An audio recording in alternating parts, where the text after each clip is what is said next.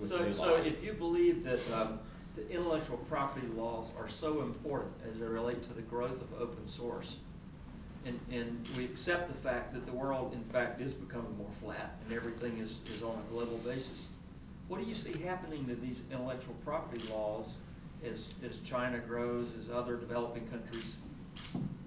Did they become stricter than what they are right now? Does the government continue to sort of have a blind eye toward intellectual property laws? I mean, what do you see? Well, since you asked, there's a lot of research on this. It depends on where the company, where a country is in its development and the development of its external markets. The U.S. was mid-1890s was a major borrower or freer or ignorer of international copyright and patent laws.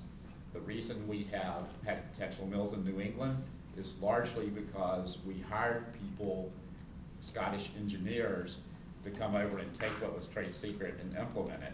The reason American literature broke in England and across Europe is because they had no copyright protection and no way to leverage it. And in fact, people like Mark Twain were selling more overseas than in the US because the US was the US publishers liked to publish British authors like Dickens who had no protection. So as a pirate nation, one of the problems is you don't develop your indigenous culture, your internal culture, a lot of times because it's too easy to steal.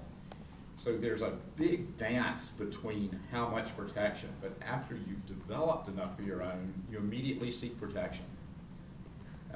So you'll see the cycle is a country like Brazil or China or India right now, which needs to develop some sort of infrastructure in software, is more likely to be an open source contributor, to develop the intellectual capacity and the engineering capacity internally, and soon will turn to seeking protection once their people they see their own people as the major innovators that deserve reward. So Brian, Chris, put on your prognosticator's hat a moment. So I think that there's another stage after protectionism, and that's when you take your laws and you try to push them out into the world and try to get the Chinas and Brazils and Indias and the rest to pay attention to your laws and join these large cartels. And I think that there's a blowback stage that comes after that. I think that's probably right. When you realize that the companies that you were in essence protecting and whose works you were protecting overseas are now being subject to those same protectionist laws for the patents, copyright, trademarks of companies that are in far-flung countries. And I don't think this is going to be a good thing. I think this will hasten the patent apocalypse, as it were, but probably not the way that everyone expects. It'll probably be very troubling. I do think the market impact of intellectual property is not understood at all. Yeah, and especially when you mix in, adding patent provisions to WIPO and WTO.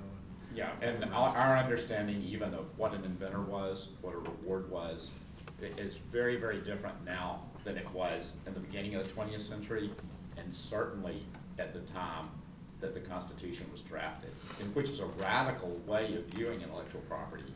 It's a utilitarian view. In Europe, depending on where you were and when that policies were in the UK, if you were given a right by the king to make copies of your own work, and the king or the royal property right could take it all back any time, you were just, even if you invented it, it was just on loan. The US was a reaction against that. In France, at the time in which we had a romantic idea, the essence of the creator was in his, or always his, frankly, at that period, in his work. And to protect this highly evolved person touched by God with his essence in his art and in his product and his invention. So they have what they call a moral right in their work. So even if you sell it, you still own part of it. In the US, we have it, did I bring my Constitution? I think I left it in my other code.